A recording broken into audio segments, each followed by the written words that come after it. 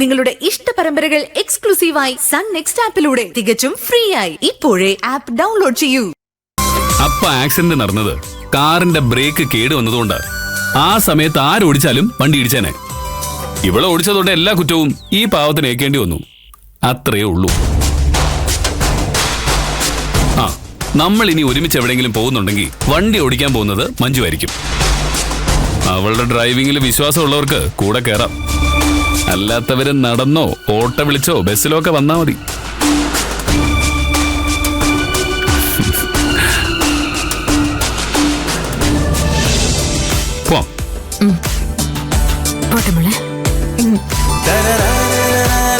വണ്ടി ഓടിക്കോ.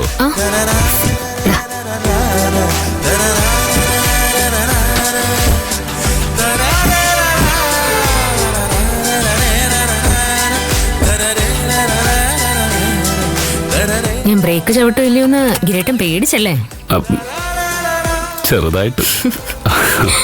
പോവാം.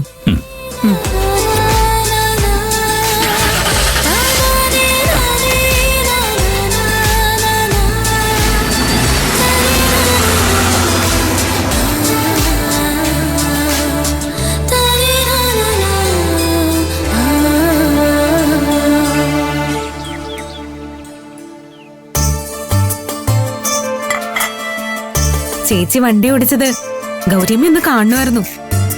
എന്ത് പെർഫെക്റ്റ് ആയിരുന്നറിയോ? മഞ്ജുവിന് കുറച്ച് ആത്മവിശ്വാസവും ധൈര്യവും ഒക്കെ കിട്ടിയ ചെയ്യാൻ പറ്റാത്തതായിട്ടൊന്നുമില്ല. ചേച്ചിക്ക് ധൈര്യം കൊടുത്തത് ഗിരിയേട്ടൻ തന്നെയാ. ചേച്ചിക്ക് വണ്ടിയുടെ താക്കോല് കൊടുക്കണ്ടെന്ന് എല്ലാരും ഒരുമിച്ച് പറഞ്ഞിട്ടും ഗിരിയേട്ടൻ വാശിക്ക് ചേച്ചിയെ പിന്തുണച്ചു. ചേച്ചി മുഴുവൻ സ്പീഡിൽ തനിക്ക് നേരെ പാഞ്ഞു വന്നിട്ടും ചേച്ചി വിശ്വസിച്ച് ചേട്ടൻ അനങ്ങാതെ നിന്നു. ഗിരിയേട്ടന് ചേച്ചി എന്തുമാത്രം വിശ്വാസവും ഇഷ്ടമാണെന്ന് എല്ലാവർക്കും മനസ്സിലായി. ഞാൻ മോളോട് പറയാറില്ലേ, ഗിരിക്ക് മനസ്സിൽ സ്നേഹം ഇല്ലാഞ്ഞിട്ടല്ല, അത് കാണിക്കാൻ അറിയാത്തോണ്ടാ.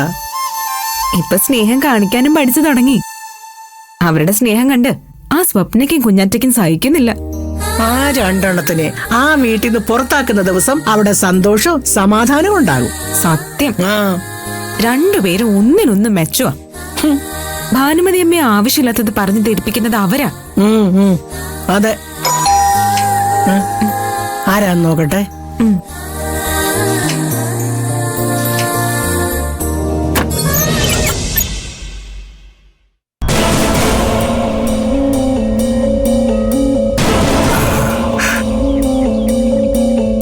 ആരാ? മനസ്സിലായില്ലല്ലോ. ഞാൻ പീതാംബരൻ. ഒരു കേസിന്റെ കാര്യം സംസാരിക്കാൻ മുകുന്ദൻ വക്കീലിനെ ഒന്ന് കാണണമായിരുന്നു. അവൻ പുറത്തേക്ക് പോയല്ലോ. ചിലപ്പോ കുറച്ച് കഴിഞ്ഞിട്ട് വരും. ആ, സാരമില്ല, ഞാൻ കാത്തിരുന്നോളാം. അല്ല, ഞാൻ അകത്തേക്ക് ഇരിക്കുന്നോണ്ട് വിരോധമുണ്ടോ? ഏയ് ഇല്ലില്ല, വരൂ, അകത്തേക്ക് വരൂ. വരൂ, ഇതാ അങ്ങോട്ട് ഇരുന്നോളൂ. ഓ ശരി, ഞാനിപ്പോ വരാവേ. ഓ ആയിക്കോട്ടെ.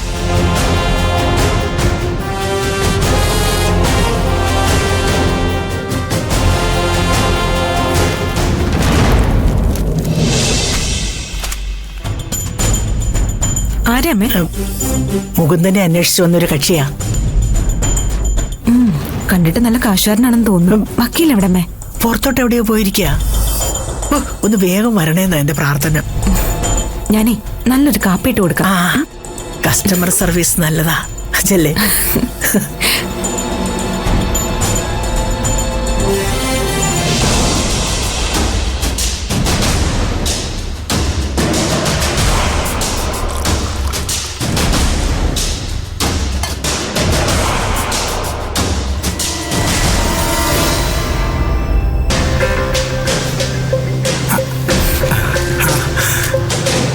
കാപ്പി. താങ്ക് യു മോളെ. മോളുടെ പേരെന്താ? മഹിമ. വക്കീലിന്റെ ഭാര്യയാണോ? അല്ല. ഓ സോറി.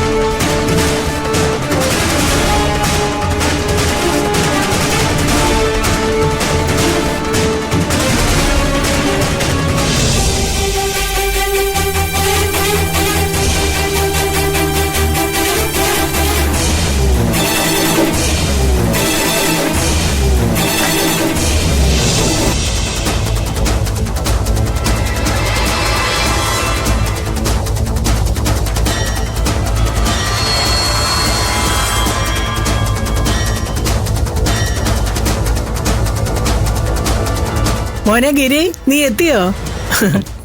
ഇത് ഗിരി, മുകുന്ദന്റെ കൂട്ടുകാരനാ. ഞങ്ങൾക്ക് പരസ്പരം നന്നായി അറിയാം. ആണോ? എന്റെ കേസിന്റെ കാര്യത്തിന് മുകുന്ദനെ വന്ന് കാണാൻ പറഞ്ഞു തന്നെ ഗിരിയ. അയ്യോ, അത് ശരി. ആ അപ്പൊ നീയാണ് ഈ കേസ് അവന് വാങ്ങിച്ചു കൊടുത്തതല്ലേ? അതേതായാലും നന്നായി. എന്നാ പിന്നെ നിങ്ങൾ കൂട്ടുകാര് സംസാരിച്ചോണ്ടിരിക്കേ, ഞാൻ ഇപ്പൊ വരാവേ. ഓ എനിക്ക് കോളേജിൽ പോകാൻ സമയമായി.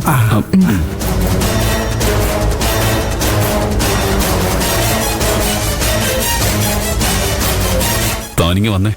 എന്തിന്? മോളിങ്ങോട്ട്. എടാ ഗിരി, ഗിരി നീ വെറുതെ. ഛെ, എന്താ ഗിരി ഇത്? കൂട്ടുകാരന്റെ ഒരു കക്ഷിയോട് ഇങ്ങനെയാണോ പെരുമാറേണ്ടത്? എന്താ തന്റെ ഉദ്ദേശം? ഒരു വക്കീലിന്റെ അടുത്തേക്ക് ഒരു കക്ഷി വരുന്നത് എന്തുദ്ദേശായിരിക്കും? കേസ് ഏൽപ്പിക്കാൻ. അല്ലാതെ എന്തിനാ?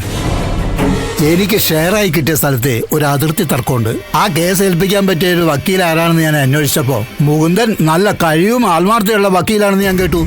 താൻ കൂടുതൽ വർത്താനൊന്നും പറയണ്ട. മുകുന്ദൻ അത്ര നല്ല വക്കീലൊന്നും അല്ലെന്ന് എല്ലാവർക്കും അറിയാം. ഛെ, സ്വന്തം കൂട്ടുകാരനെ കുറിച്ച് ഇങ്ങനെയൊക്കെ പറയാൻ പാടുണ്ടോ ഗിരി? എത്ര കഴിവില്ലെങ്കിലും നന്നായി പൊക്കി പറയല്ലേ വേണ്ടത്. എന്താ ഗിരിയെ, അങ്ങനെയല്ലേ വേണ്ടത്? തന്നെ ഞാൻ- അമ്മ, ഞാൻ ഇറങ്ങാം. ഏ? ഞാൻ ഇറങ്ങട്ടെ ഗിരിയേട്ടാ. ആ ശരി. പോയിട്ട് വരട്ടെ.